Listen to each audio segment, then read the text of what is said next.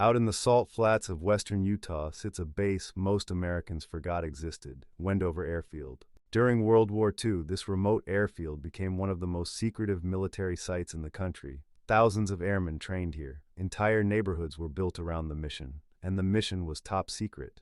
This was where crews connected to the atomic bombings of Hiroshima and Nagasaki prepared for deployment. The crew of the Enola Gay reportedly trained in the desert surrounding Wendover before the bombing of Hiroshima. Practice runs, bomb-loading drills, a hidden operation preparing for a moment that would change the world forever. Then the war ended.